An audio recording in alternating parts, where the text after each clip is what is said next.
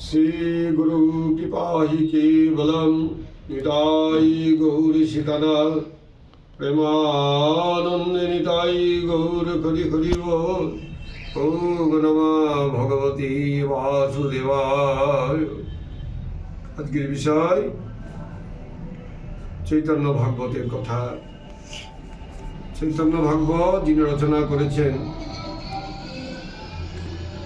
যিনি পূর্বজন্মে ব্যাসদেব, তিনি আকাঙ্ক্ষা করেছিলেন এবং ব্যাসদেব বলেছিলেন যে কৃষ্ণ ভাগবত শ্রীমদ্ ভগবত মহাপুরাণ আমি রচনা করলাম, আবার যখন আমার গোবিন্দ গৌর হয়ে নবদ্বীপ ধামে আবির্ভূত হবেন, সেদিন আমি আবার এই গৌরাঙ্গ লীলা রচনা করব, চৈতন্য ভাগবত রচনা করব। এই চৈতন্য ভাগবতের রচয়িতা হলেন বৃন্দাবন দাস ঠাকুর, তিনি পূর্বজন্মে ব্যাসদেব। আজকের যে আলোচ্য বিষয় হলো অম্বিকা কালনার পাটবাড়ি হলো, অম্বিকা কালনার পাটবাড়ি হলো গৌরীদাস পণ্ডিত ঠাকুর, যিনি পূর্বজন্মে বৃন্দাবন লীলায় ছিলেন সুবল সখা। তিনি আবির্ভূত হলেন এই কলিযুগেই অতি পাবন গৌরের লীলা মহিমার মহাপ্রভুর পার্শ্বদ হয়ে তিনি এসেছেন গৌরীদাস পণ্ডিত ঠাকুর রূপে। অম্বিকা কালনায় মহাপ্রভু নবদ্বীপ থেকে প্রায় যেতেন। অম্বিকা কালনায় গৌরীদাস পণ্ডিতের বাড়িতে সেবা গ্রহণ করতেন নিতাই গৌর দুটি ভাই। একদিন গৌরীদাস পণ্ডিত ঠাকুর জানলেন, মহাপ্রভুর কাছেও শুনলেন যে মহাপ্রভু নাকি সন্ন্যাস গ্রহণ করবেন।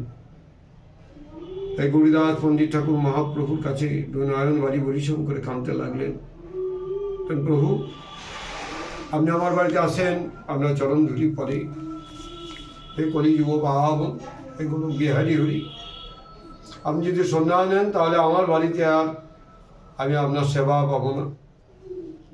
অনেক চিন্তা করে মহাপ্রভু বললেন, গৌরীদাস তোমার যদি সন্দেহ থাকে আমার প্রতি, তাহলে তুমি আমার শিববিগ্রহ প্রতিষ্ঠা করো। যথাসময়ে মহাপ্রভুর আদেশে নিম কাষ্ঠ বা নিম বৃক্ষ নিয়ে এসে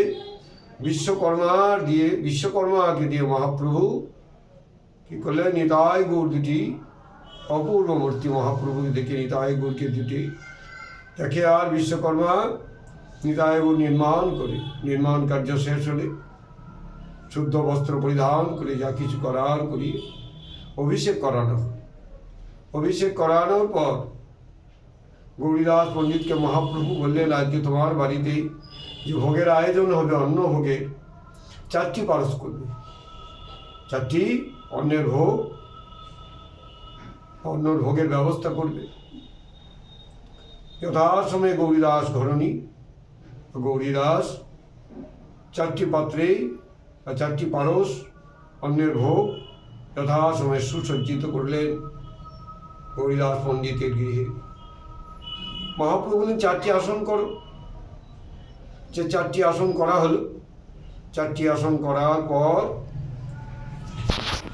2টি নিতাই 2টি গৌ, সাক্ষাৎ নিতাই গৌ আর নিম কাষ্ঠের নির্মিত নিতাই গৌ, এই 4টিকে আসনে অন্যের ভোগ নিবেদন করে আমরা যেমন প্রসাদ পাই, 4টি আসনে 4 জন বসলেন এবং হরিকথা আলাপনে গৌরীদাস পণ্ডিত ভোগ নিবেদন করে তুলসী পত্র গঙ্গা জল দিয়ে যেই না ভোগ মন্দির থেকে বা গৃহ থেকে বেরিয়ে এসে বাইরে থেকে দেখছেন, কি দর্শন করছেন, যে 4 জনই হরিকথা আলাপনে সেই কাষ্ঠে নির্মিত নিতাই গৌর ও সাক্ষাৎ নিতাই গৌর একইভাবে হরিকথা আলাপন করে 4 জনই হরিকথা বলছেন আর গৌরীদাস পণ্ডিতের বাড়িতে অন্যর ভোগ সেবা করছেন। ওই নয়ন জলে ভেসে যায় গৌরীদাস, নয়নের বাড়ি ঘুরি শ্রবণ করে। তারপর যথাসময়ে 2টি নিতাই 2টি গৌর গৌরীদাস পণ্ডিতের বাড়িতে বিশ্রাম, দ্বীপ প্রহরে ভোগের পর বিশ্রাম গ্রহণ করলেন। বিশ্রামের পর জাগ্রত হলেন। যথাসময়ে বৈকাল বেলায় গৌরীদাসকে ডাকলেন মহাপ্রভু, গৌরীদাস তুই তোমার কাছে চিরকালের জন্য বাধা থাকবো, বলো গৌরীদাস তুমি 1টি নিতাই ও 1টি গৌরের অধিকারী, তুমি সিংহাসনে, একটি নিতাই একটি গৌর তুমি সিংহাসনে রাখো, সিংহাসনের উপরে রাখো। এবং তুমি নিজ হাতে গৌরীদাসকে বললেন, তুমি নিজ হাতে যে নিতাই গৌর আমাদের দুটি ভাইয়ের সেবা করো। গৌরীদাস মহাপ্রভুর আদেশ মতো একটি নিতাই একটি গৌরকে সিংহাসনে বসিয়ে নিলেন, রাখলেন, উপবেশন করালেন। আর মহাপ্রভু বলেন, জগতে জীব জগৎকে উদ্ধার করার জন্য অনন্ত কোটি বিশ্ব ব্রহ্মাণ্ড আমরা পরিভ্রমণ করবো। আমরা দুটি ভাই আমরা তোমার বাড়ি থেকে চলে যাবো। গৌরীদাস একবার বলে, না না ঠাকুর, প্রভু শোনো, মহাপ্রভু শোনো, কৃপা করো, এই তোমরা দুইজন যে দুটি বাইরে যেছে সেই দুটি বলে তোমরা দুইজন সিংহাসনের উপরে বসো, আর যে সিংহাসন আমি রেখেছি না ওই দুটি নিচে গিয়ে বাইরে যাবে। এরকম বারবার করে যথাসময় মহাপ্রভু বলেন, দেখো দুটি তাই দুটি গৌরের মধ্যে একটি এবং একটি নিতাই একটি গৌরের তুমি অধিকারী। হ্যাঁ, তুমি যেটা ভালো বুঝছো সেইটা করো। তাই মহাপ্রভুর আদেশ অনুসারে গৌরীদাস পণ্ডিতের বাড়িতেই নিতাই গৌর প্রতিষ্ঠিত হলো। একটি নিতাই একটি গৌর, কোনটি অচল আর কোনটি কাছের বা কোনটি সচল বলে কিছু নেই। সে কাঠের বিগ্রহ এবং সাক্ষাৎ নিতাই বিগ্রহ একই রূপ।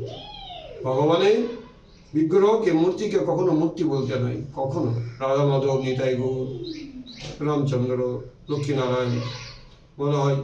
ঠাকুর দেখে এলাম, অন্যান্য দেবতার মূর্তি দেখে এসে ঠাকুর দেখে এলাম বলা হয়, কিন্তু ভগবানকে সাক্ষাৎ ভগবানের নাম, যেই নাম সেই কৃষ্ণ।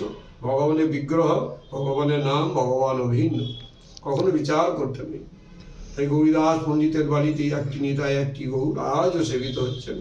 ক্ষমতা দেখাবে কেউ যদি যান অম্বিকা কালনায় গৌরীদাস পণ্ডিতের বাড়িতে গিয়ে নিতাই গৌর দর্শন করতে পারবেন। এক মুহূর্ত দেখাবে, যারা সেবক আছেন এক মুহূর্তের বেশি দেখাবেন। আর একটি অত্যাশ্চর্যময় ঘটনা এর সঙ্গে প্রকাশ করতে বাধ্য হচ্ছে। বহুদিন আগে এক সময় সেবকরা নিতাই গৌরের অঙ্গরাগ করাবার জন্য ভাস্কর নিয়ে এলো। ভাস্কররা এলেন, স্নান টান করে নিতাই গৌরের মন্দিরে ঢুকে নিতাই গৌরের যে পুরাতন নিতাই গৌর তার মধ্যে কি করছেন না, পুরনো রঙ্গলা তুলতে শুরু করলেন। যেই না আমরা গুদা বাংলায় বলতে করে চেঁচে ফেলে দাও, সেরকম আর কি নিতাই গৌরের দেহের মধ্যে অস্ত্রোপচার করে যেই না ওই রঙগুলি তুলতে শুরু করেছেন, অমনি নিতাই গৌরের দেহ থেকে কি হলো, মহাপ্রভুর দেহ থেকে টিন দিয়ে রক্ত রুধির বেরোতে লাগলো। সচ্চার করে রক্ত বেরোতে লাগলো। অমনি কি করলো, সেই ভাস্কর চরণে লুটিয়ে পড়ে গড়াগড়িতে এলো, প্রভু অপরাধ করেছি তোমার অঙ্গে হাত। তাই গৌরীদাস পণ্ডিতের বাড়িতে সাক্ষাৎ মহাপ্রভু নিতাই গৌর দুটি ভাই আজও বিরাজ আছে। সাক্ষাৎ ভগবান দেখে আসতে পারেন, কখনো আর অঙ্গরাগ করার প্রয়োজন হয় না। প্রভু অঙ্গরাগ নেন না, কোনো অঙ্গরাগের প্রয়োজন হয় না। নিতাই গৌর অঙ্গরাগ নেন না, অঙ্গরাগ করতে হয় না। সেই থেকে অঙ্গরাগ বন্ধ আছে। যেমনকার নিতাই গৌর আজও বর্তমান দেখতে পারে। নিতাই গৌর হরি হরি গৌর।